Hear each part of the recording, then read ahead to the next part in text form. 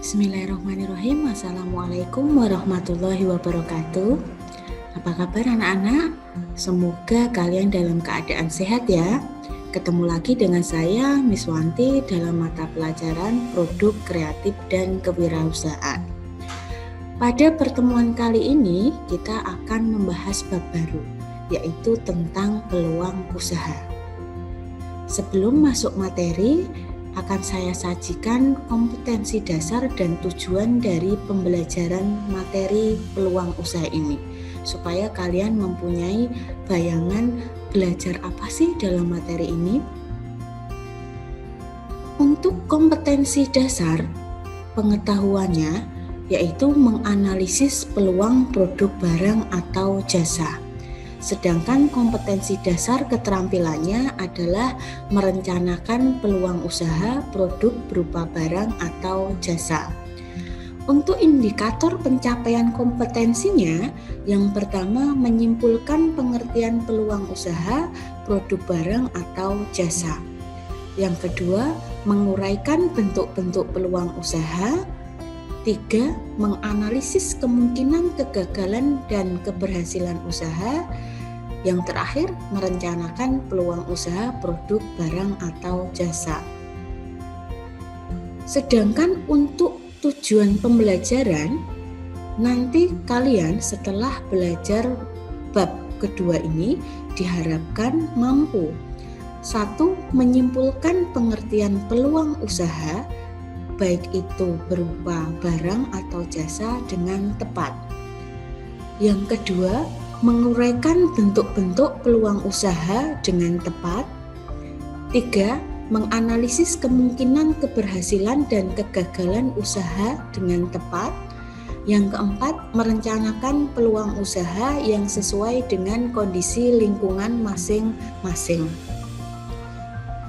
Terlebih dahulu saya jelaskan untuk peta konsep dari materi peluang usaha ini.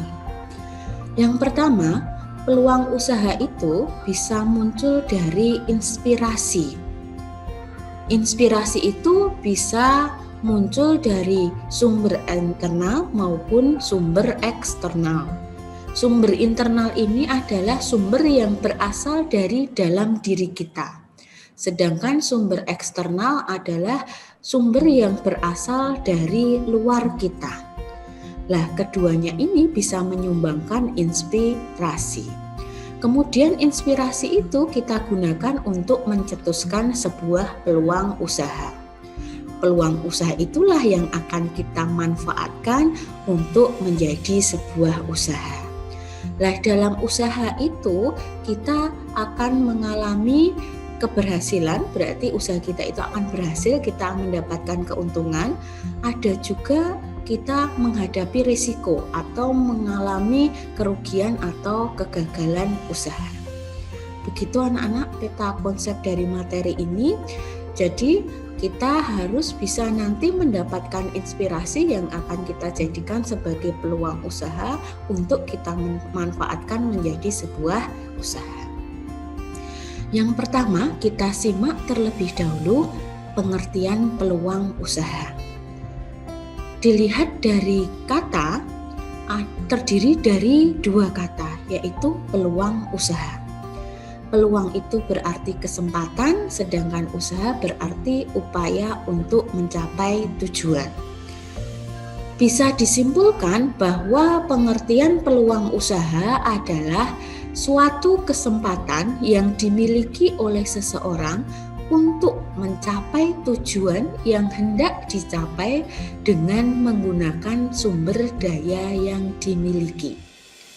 Ada dua poin penting ini anak-anak dari pengertian peluang usaha. Yang pertama adalah tujuan yang hendak dicapai. Tujuan yang hendak dicapai dari seseorang yang melakukan kegiatan usaha adalah keuntungan. Lah, keuntungan ini bisa berupa uang atau kekayaan finansial, bisa juga secara psikologi adalah kepuasan batin, popularitas atau status sosial karena dia menjadi seorang pengusaha yang sukses. Yang kedua, poin yang kedua adalah sumber daya. Sumber daya ini adalah sumber daya yang digunakan untuk mendirikan usaha. Bisa berupa uang atau modal, pengetahuan, skill, relasi yang luas, pengalaman, dan lain sebagainya. Di peta konsep tadi sudah dijelaskan bahwa untuk memunculkan peluang usaha, kita mendapatkannya adalah inspirasi. Nah, inspirasi itu bisa bersumber dari internal maupun eksternal. Nah, dari internal itu kita dapat dari mana saja sih inspirasi? Satu, bisa dari wawasan atau pengetahuan yang ada pada diri kita, ya.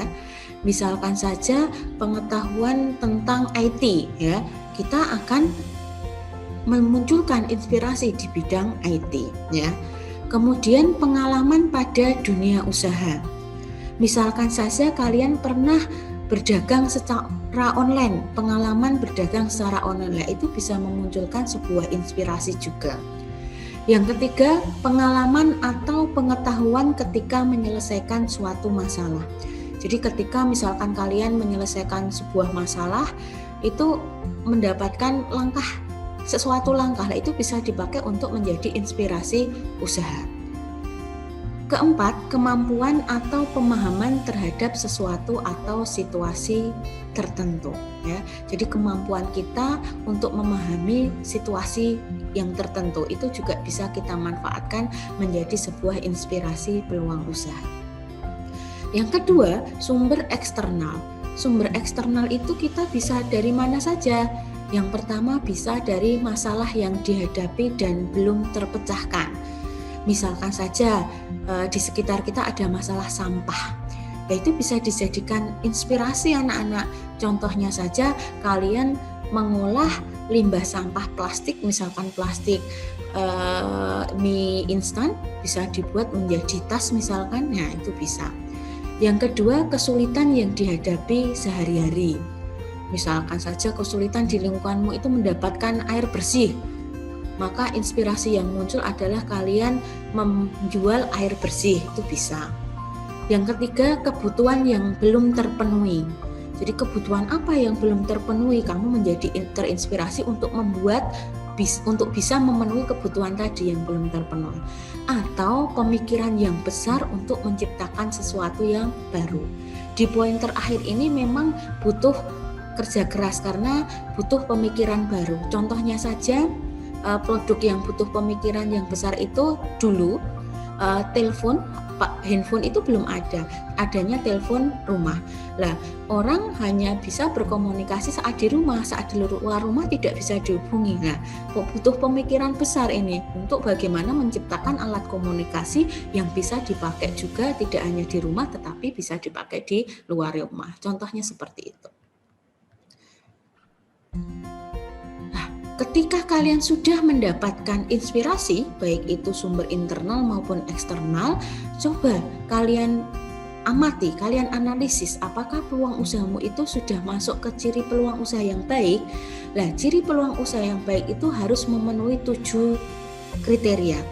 Yang pertama, bersifat orisinil, tidak meniru. Jadi itu asli peluang usaha itu kita cetuskan idenya sendiri. Yang kedua, harus bisa mengantisipasi perubahan persaingan. Jadi produk yang kita buat harus bisa bersaing dengan produk yang lain. 3, sesuai dengan minat. Segala sesuatu yang sesuai dengan minat pastinya kita akan melaksanakannya dengan sungguh-sungguh. Itu artinya apa? Persentase suksesnya itu lebih besar. Yang keempat, tingkat kelayakan usaha teruji. Jadi ketika nanti kamu sudah mendapatkan peluang usaha, kalian harus menguji kelayakan dari produk idemu itu. Yang kelima, harus bersifat ide kreatif. Yang keenam, ada keyakinan untuk mewujudkannya. Jadi tidak hanya angan-angan saja, tetapi kalian yakin bahwa produkmu itu bisa diwujudkan untuk menjadi sebuah usaha. Dan yang ketujuh, ada rasa senang saat menjalankannya. Nah, anak-anak, ternyata dalam sebuah usaha, peluang usaha itu tidak hanya yang baik saja, tetapi harus potensial supaya apa? Usaha kita itu bisa berhasil. Nah, untuk bisa masuk ke kriteria peluang usaha potensial, berarti produkmu itu harus memiliki ciri-ciri 5 ini. Yang pertama harus memiliki nilai jual, ya. Produk yang kalian buat harus punya nilai jual. Jadi ketika kalian tawarkan ke konsumen itu dibeli, ya. Kalian membuat tas harganya 100.000. Nah, itu nilai jual. Berarti apa? Produk tasmu itu sudah mempunyai nilai jual. 2, usaha bukan hanya ambisi pribadi tetapi harus bersifat nyata. Jadi produk yang kamu buat tidak hanya inovatif saja kamu pikirkan di angan-angan semata, tidak, tetapi harus dinyatakan dalam bentuk produk, kemudian kalian cetuskan bisnismu. Ketiga, usaha tersebut mampu bertahan lama di pasar. Jadi saat menentukan peluang usaha, pastikan bahwa produkmu itu bisa bertahan lama, tidak hanya ketika saat booming saja, ya. Yang keempat, tidak menghabiskan modal. Karena terlalu banyak modalnya berarti artinya investasinya juga semakin banyak. Ini berlaku untuk usaha baru anak-anak. Jadi diusahakan kalau kalian membuat usaha baru jangan menghabiskan modal yang terlalu besar. Karena kalau kalian memasukkan modal yang terlalu besar, tentunya risiko yang akan didapat lebih besar. Lalu yang kelima, bahwa usahamu itu bisa ditingkatkan dalam skala yang besar, yaitu skala industri. Ada beberapa inspirasi yang ada di luar sana, silahkan kalian bisa cari ya sumber-sumbernya, bahwa inspirasi itu bisa muncul dari mana saja, apapun bentuk produknya, ya. Nah, nanti kalau kalian sudah mendapatkan inspirasi peluang usaha itu yang jelas itu harus mempunyai nilai jual. Jadi saat mau kita kembangkan menjadi sebuah bisnis, produk kita itu harus bernilai jual. Nah, produk yang bernilai jual itu harus yang bagaimana sih? Yang pertama, produkmu itu harus memenuhi kebutuhan konsumen, ya. Jadi produkmu kalau dijual dibeli oleh konsumen untuk memenuhi kebutuhan. Nah, itu berarti punya nilai jual. Yang kedua, memiliki keunggulan bersaing. Ketika kalian lempar di pasar, produkmu itu bisa bersaing dengan produk yang lain. Ini diketahui bahwa produkmu punya nilai jual. Yang ketiga, tidak bersifat sementara. Artinya sifatnya adalah lama, produkmu itu bisa bertahan lama di pasaran. Yang keempat, ada nilai uangnya. Jadi produk yang kamu buat itu ada nilai uangnya. Kamu buat tas laku 100.000, berarti apa? Produkmu punya nilai jual. Tapi kalau kamu buat tas tidak laku, berarti produkmu tidak punya nilai jual. Yang kelima, memenuhi aspek kreatif dan inovatif.